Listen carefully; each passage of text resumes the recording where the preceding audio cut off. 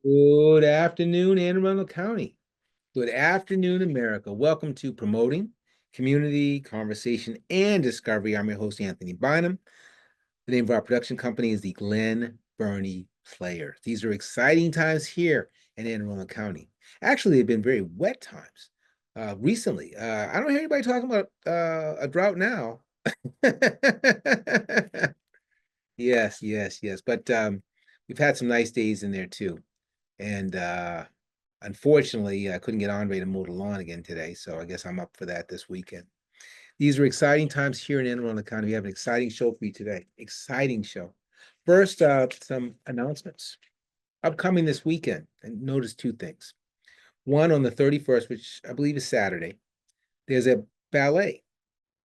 It's called In Nature's Realm. Now, these guys who do this ballet, they practice all year and they do their performance. It's time for the performance. It'll be done over at the Pascal Center, and that's over at AACC, the Anne Arundel County Community College, I believe, over there in the Arnold campus. I believe that's where that is.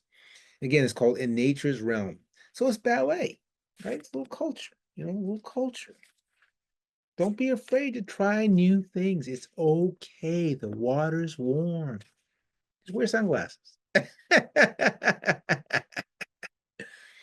Also, on Sunday in Annapolis, it's called Annapolis First Sunday. Well, that makes sense, right? Okay. Um, yeah, so there'll be vendors out there, uh, kind of an arts type of environment from what I can tell from the pictures. It's the cost is right, it's free. Uh, it's over there in Weston Calvert. When we were in Portugal, some of the parks we would go to, or Portugal or Spain, but all these parks, and you had all these artist types of people painting, people dressed like sculptures with makeup on. You couldn't tell if they were actually sculpture or not. It was neat, and I think they're trying to create the same type of environment. So get the opportunity, get the opportunity, right? All right. We want to thank our affiliates. These are the people who run um, community conversation and discovery. So people like AACTV right here in Anne Arundel County, Greenbelt Cable Access, PG County. Thank you for airing our shows. Amherst Media in Amherst, Massachusetts. Thank you for airing our shows. Manhattan Neighborhood Network in the Big Apple, New York City, just like I pictured it. Marvelous. Thank you for airing our shows. And also Brunswick TV3 in Maine. Thank you for airing our shows. Thank you so much. References. Well, we can't do the show without our references. So we want to thank the people at Wikipedia, Google Images, and Google.com.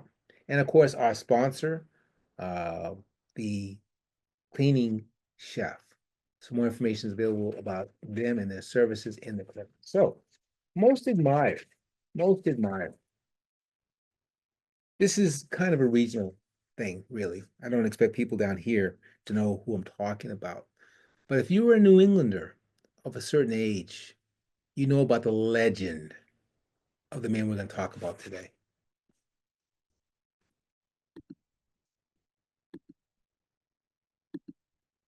I'm talking about nobody other than the great Bobby Orr. Now, I say legend because he did his best playing when I was just a little too young to be able to follow. I didn't start watching sports, playing sports till like 1974-ish, 73, playing around 74-ish. It got a little more serious after that. Bobby Orr did all his best playing in the late 60s, early 70s. So let's talk about Bobby Orr. He was born in 3/20/1948 at a place called Perry Sound, Canada. Now, this is something interesting. I just found this out. I thought Bobby Orr was an American. I didn't realize he was a Frenchman. I'm not surprised because all the best hockey players in those days were French, but I didn't know. He was rookie. I think his rookie year was actually 69. He was rookie of the year. Now in the NHL, what they did is they didn't just say you were rookie of the year. Every trophy had a name, so they call it the Calendar Memorial. Now it's interesting because the NBA does this now, but it took them a while. In the NBA, you the MVP, you were the MVP. Your rookie year, the rookie year. But they always had a name in hockey. They named it after somebody. They were kind of ahead of the ball as far as that was concerned. Talk about his game. Bobby Orr revolutionized the defensive position. defenders in those days were just big brutes. He came over, they hammered you into the boards. The puck come on their side, they just cleared it. That's what guys did. He had incredible speed. His skating was superb. He scored. He made plays. He was just somebody who the NHL had never seen before. Um, he was the first defensive player to lead the league in scoring. So in the NHL, scoring is both scores, putting the ball in the net, but also assists. So that's how you can do that. He won the Arts Ross Trophy, which I believe is MVP, 69-70. Now he played for 12 years, but when I say legend, this is what I mean. He had an issue with knees. The first couple of years, like I said, he was just the greatest of the greatest, right? And this is before my time. This is all I heard was Bobby Orr on the TV. Bobby Orr, Bobby, my brother Kenny, Bobby Orr, Bobby Orr. But I didn't see that Bobby Orr play, unfortunately. I didn't. Now he still eked out 10, 12 years, 10 with the Bruins. Often hobbled though. He played 2 more years with the Black, I think with the Chicago Blackhawks. He led the Bruins to 2 Stanley Cups, 70 and 70. That's why the guy was a legend. That's why he was a legend. I remember reading an article about Larry Bird one time, and Larry Bird was in some Boston garden, the garden, the Bruins played in the garden uh, to get some award or some benefit, and all he could do when he got his chance to talk was say, you know, Bobby Orr was the greatest hockey player that the Bruin franchise had ever seen. Everyone knew Bobby Orr. He wanted to make sure people hadn't forgotten about the great Bobby Orr. You know, when you first get into sports, and this is especially true for boys, maybe it's true for girls now, I don't know. But you remember the names, you remember the announcers. You're of a certain age, you're 8, 9, 10 years old, and you remember the announcers and you remember watching these games, and the names come back to you. And so what I did is I went to a roster and I wanted to remember some of them I knew, but a couple others I kind of forgotten. The first guy, Fred Stanfield. Why? He was a very good hockey player. But more importantly, the other reason I knew about Fred Stanfield, who played center for the Bruins, was because he bought into a car dealership. He owned, I believe, Oldsmobile Buick dealerships. He owned a bunch of them. So he was quite a businessman. He used one career to form at the other. That's why I knew because you'd always see the commercials before the games. Like the Celtics had a guy. Um, he was a marginal player, but he did those hair club commercials. Steve Steve Krabritsky. I have to look that one up for another time. But that's how I knew him because he did those commercials. Hair Club for Men. you know, some of the other players. Jerry Cheevers, their goaltender. One of the reasons I remember Jerry Cheevers is because I think he was the first goaltender to have a design on his mask. The first one. Wayne Cashman. He was good. He was a wing. He could score. I always had a receding hairline. I remember from Wayne Cashman. Phil Exposito, a great offensive player. He had a brother who played for the Chicago Blackhawks named Tony Exposito, was a goaltender. Now, I don't quite remember Don Marquardt. He must have stood out because I wrote his name down from the roster. But I remember Terry O'Reilly because he was a bruiser, redhead. He was a bruiser. Hockey, everyone lost their teeth, man. After it was just a matter of time before you lose your teeth. It's just the way it's the game. Your teeth get knocked out. That puck is hard. You're gonna take one for the team. You're gonna take a bunch for the team. Dentists probably loved hockey players because of all the partials. I remember Derek Sanderson. He was a pretty good offensive player, but what I remember about Derek Sanderson more than anything else is he was the first guy to leave when they created the AHL from the Bruins. Another guy, Carol Badnays, I think he was a defender also. But they were all in that roster. They had a coach, Tom Johnson. Don't remember him. They're not announcing the coach during the games. They're looking, Bobby Orr. Oh, no. So yeah, Bobby Orr. It's a legend. A legend. So for this week, he's our most admired. Okay, so we're gonna go to something of consequence regarding Anne Arundel County.